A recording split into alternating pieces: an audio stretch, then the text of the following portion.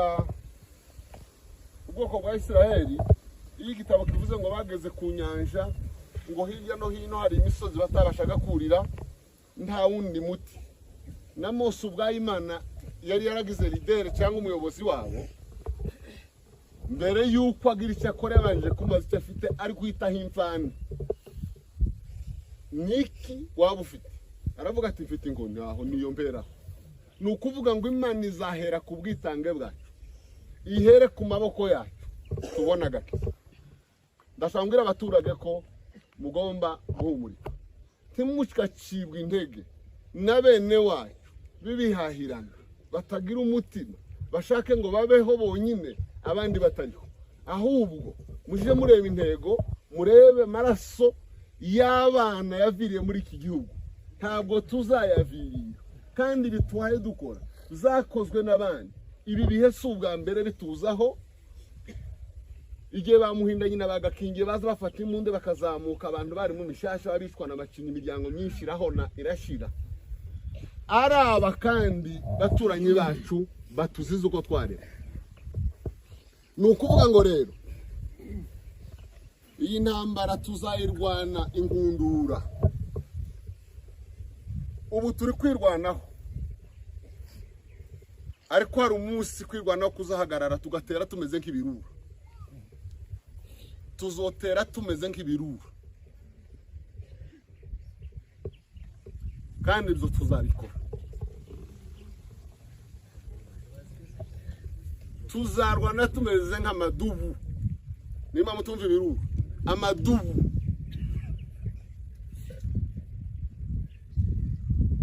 ntabwo ibi bizagarukira mu maboko yacu harimo inkota kandi iyo nkota izasogota abanzi bose batekereje ko ari twe bwoko bugomba kurimbuka mu maboko yacu harimo inkota izasogota kandi karimbuka ibi tuzabihorera kugeza ku wa nyuma ibi kandi igihe cy'imbabazi kizashirwaho iherezo ndashaka kubabwira ko intambara tutenda kuyivaho nimba hari abantu bibesha ko hari ibintu bibaye igikuba gicitse ngo twotezuka wanadanganya nimba hari umuntu bibesha hano munsi y'ijuru ngo hari ijambo yovuga hari ikintu yovuga noneho ngo abantu bagahinda imishitsi bakananirwa kurya bongo tuko tayari na tunaendelea na tutaendelea na mabadiliko yatakuwepo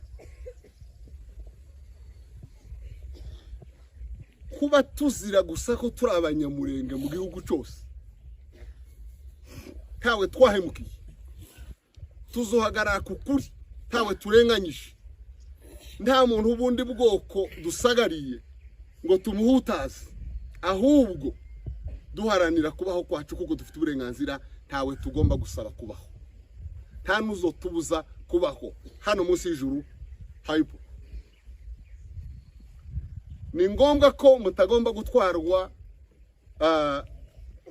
n'imfu z'abana ngo zise ngaho bibamaze ubwenge niko bigomba kugenda ibintu byose bisaba ikiguzi kuko iyo bitagisaba ntago mwari kuba muri hano sasa urya mbere umunsi abana bapfa mu Matanganika badahe barwana bakicirwa ku misego y'ibiraro abandi bakarasirwa munsi y'inka bari gukama ivyo zarabaye wa munsi mumwe arerekeje yanzira bavugaga ishi wanyu Misiri cyangwa mu Rwanda mukagenda ariko icyatumye mutagenda ico nico gitume duhagaze hano kandi duhagaze twebwe kugenda akaba mudabaye n'ababanjirije n'abazabakurikira ntabwo bizadutitura nta nubwo bizaduca intege tuzakomereza aho nyine maraso yaho ni mureme mushikana intambara umuntu arayitangira ariko kuyirangiza ntabwo arakazi kiwe ushobora gusora isasu mu mbunda ukarikubita rimwe rikica umuntu cyangwa ari kugira ngo uzarigarure aho warikuye biragora ndibaza neza ko iyi ntambara abayitangiye niba badasubiza inkota mu rwubati bazabyicuza ubuzima bwose ntabwo gupfa ko abanyamurenge bazira ubusa bicwa na leta bicwa na bene wabo b'abakongomani ntacyo bazira ko ari abanyamurenge. Ntabwo ibi bizagarukira ngaha. Kwibohora kwacu kuzabaho tubishizemo imbaraga, tubihagurutsemo kandi tubirimwo, kandi tuzaharanira kubaho kwacu nuko abandi baturage bose b'abanyekongo kuko bafite uburenganzira bwo kubaho. Dufite uburenganzira bwo kuja dushaka mu gihugu, ariko ntabwo tubyemerewe.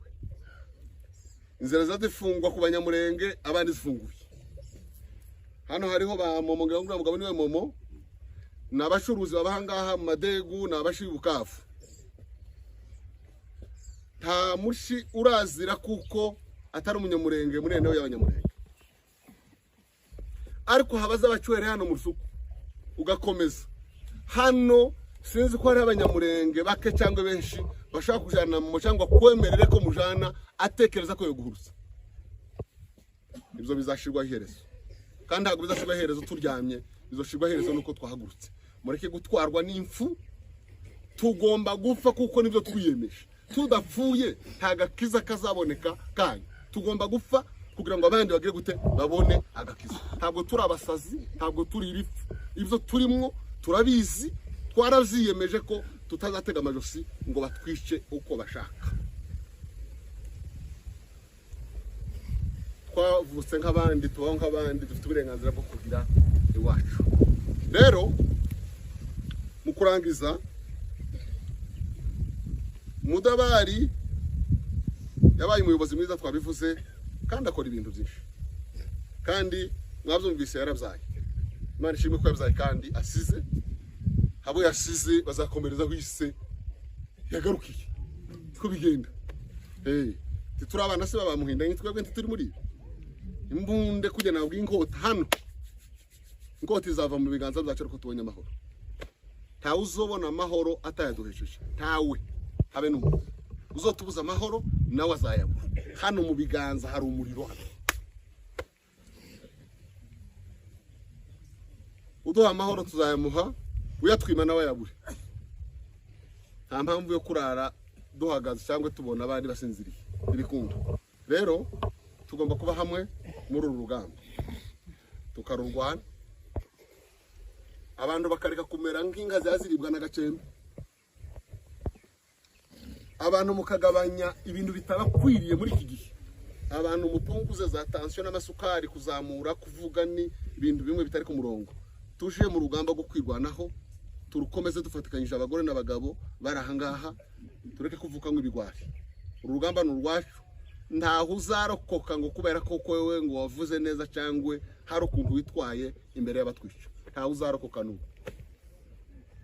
Twese ni mu gatebo kamwe tuzarokoka. Twa tubashimiye imiryango yose iraha. Ibi muzabikomeze. Ibi muzabikomeze, muzahore mwegerana n'ababuza abantu, dufatane mu nda tubane, ibike dufite tubisangire, ihumure no magambo presence y'umuntu rutana ibintu, niyo wegereye umuntu gusa yumva kuko ahumuritse. Ibi muzabikomeze, yabivuze chef rwose, umwashize umugayo n'ubundi muzakomeze uwo mugayo mushire, dukomezanye, dufatikanye, dushikirane, dushikame, tuzagera ku mahoro. Ibi byose bizashira, aya marira tuhaturira azashirwa iherezo. Asaka turabashimiye, mukomere kandi mugira Imana.